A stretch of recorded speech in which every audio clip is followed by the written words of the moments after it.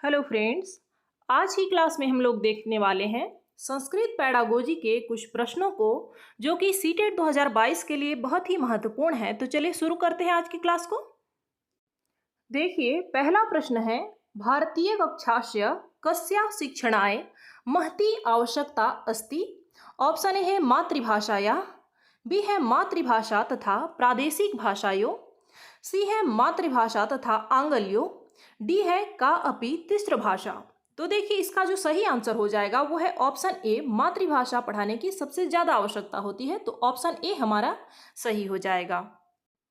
दूसरा प्रश्न है, लेखनम एका प्रक्रिया इति मन्येत चेत किम नास्ति अत्यावश्यक भाग।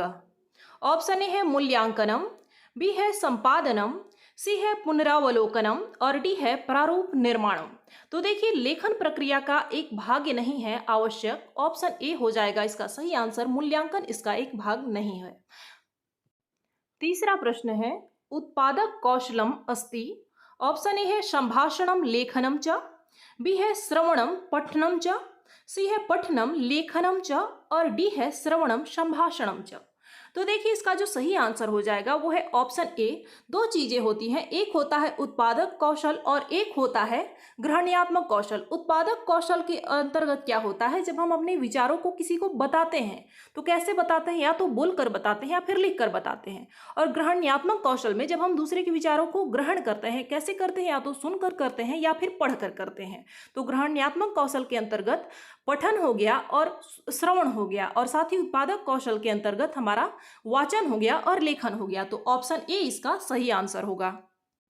अगला है, पठन समये अध्ययनेषु कस्य महत्वम सर्वाधिकम। ऑप्शन ए है उच्च स्वरेण पठनम, बी है पाठस्य अर्थस्य अवगमनम, सी है पाठस्य प्रत्येक शब्दस्य पठनम और डी है धारा प्रवाहेण पठनम। तो देखिए, इसका जो सही आंसर हो जाएगा वो है ऑप्शन बी, यानी कि जब हम किसी पाठ को पढ़ते हैं तो उसे अर्थ समझकर पढ़ना सबसे ज्यादा महत्व का होता है। तो ऑप्शन बी हमारा सही होगा। अगला है, प्राथमिक स्तरे वाचन क्षमताया आकलनार्थ प्रभावशाली विधि अस्ति। ऑप्शन ए है शब्दार्थ मधिकृत्य भाषा क्रीड़ा, बी है पठित सामग्री मधिकृत्य साक्षात्कार, सी है सार लेखनम संबद्धम प्रायोजनात्मकम कार्यम और डी है कथाधारितम लिखितम कार्यम। तो देखिए, इसका जो सही आंसर हो जाएगा वो है ऑप्शन ए। जब प्राथमिक स्तर पर भाषा आकलन का, बोलने का आकलन का हमारा प्रभावशाली तरीका वह हो सकता है जब बच्चा शब्दों के अर्थ को ग्रहण कर रहा है और साथ ही भाषा क्रीड़ा कर रहा है, यानी अपनी भाषा को व्यक्त कर पा रहा है। तो यही सबसे अच्छा आकलन का तरीका हो गया। तो ऑप्शन ए हमारा सही होगा।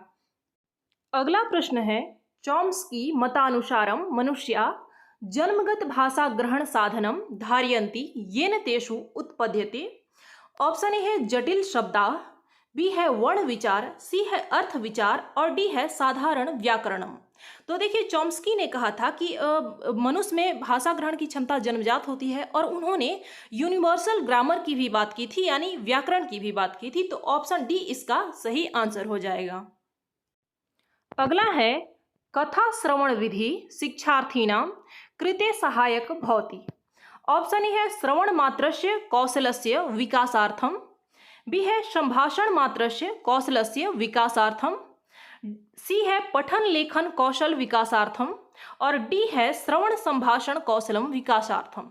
तो देखिए, इसका जो सही आंसर हो जाएगा वो है ऑप्शन डी, यानी कि जो कथा श्रवण विधि है इसमें क्या होता है, बच्चे की श्रवण कौशल और साथ ही संभाषण कौशल यानी वाचन कौशल का भी विकास होता है, क्योंकि जिस तरीके से आप सुनते हैं उसी तरीके से आप बोलते हैं।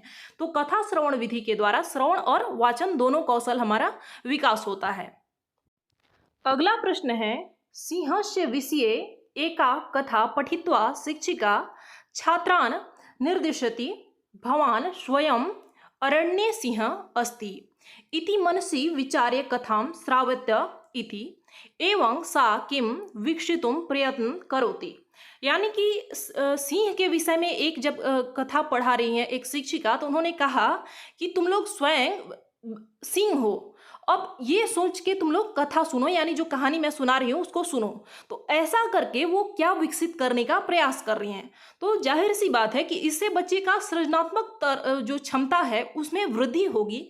तो इसलिए इसका जो आंसर होगा वो है ऑप्शन ए, सृजना। इसमें सृजन करने की बात आ रही है, इसमें बच्चे का कल्पना शक्ति विकसित होगा। तो ऑप्शन ए हमारा सही हो जाएगा। अगला प्रश्न है, चित्रे अवबोधनम अत्र परिमाणकारी भवति। ऑप्शन ए है वाक्य कौशल वर्धने, बी है श्रवण कौशल वर्धने, सी है साहित्य कौशल वर्धने और डी है कला कौशल वर्धने। तो देखिए इसका जो सही आंसर हो जाएगा वो है ऑप्शन डी। जब हम चित्रों का अवलोकन करने के लिए बच्चों को कहते हैं तो उससे उनमें कला कौशल की वृद्धि होती है। तो ऑप्शन डी हमारा सही हो जाएगा। अगला और अंतिम प्रश्न है, विद्यालय शिक्षणे प्रथम भाषा अध्ययनम स्यात्। ऑप्शन ए है मातृभाषाया अथवा प्रांतीय भाषाया, बी है हिंदी भाषाया, सी है राजकीय भाषाया और डी है सह राजकीय भाषाया। तो देखिए इसका जो सही आंसर हो जाएगा वो है ऑप्शन ए, मातृभाषा या फिर प्रांतीय भाषा। हम लोग विद्यालय में प्रथम भाषा के रूप में इसका अध्ययन हमें कराना होता है बच्चों को। तो जहाँ पर भी विद्यालय में प्राथमिक स्तर पर अगर बात आ जाए शिक्षण की तो उसमें हमें मातृभाषा का ही चयन करना होता है। तो इसलिए ऑप्शन ए हमारा सही हो जाएगा।